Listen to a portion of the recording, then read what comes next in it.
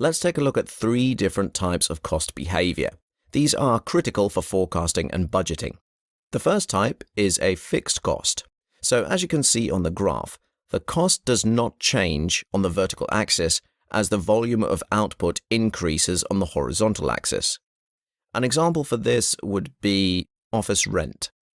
No matter how many units of production a company has, its head office is not changing, and that rent that's monthly is exactly the same. It has no impact on the volume that's outputted. Then there are variable costs.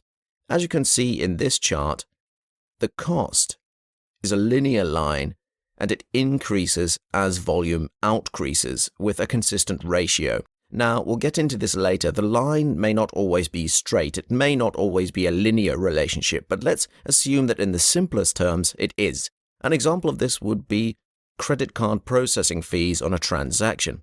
Imagine a retail business that sells a product and the credit card companies charge 3% for every transaction. There is a direct correlation between the number of units sold and the credit card fees that the company will occur.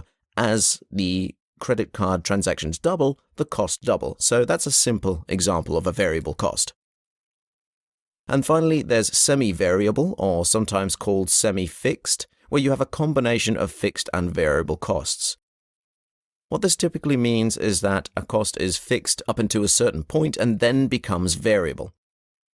As an example, imagine an assembly line of workers. There is a baseline number of workers required to run the assembly line.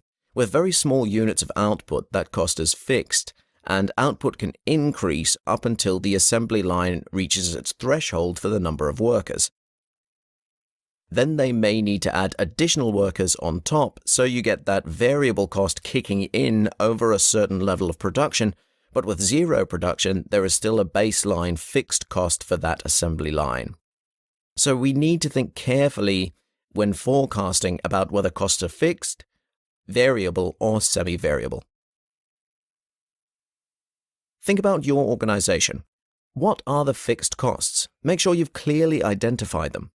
Then identify all the variable costs, and finally think about some that may be a combination of the two.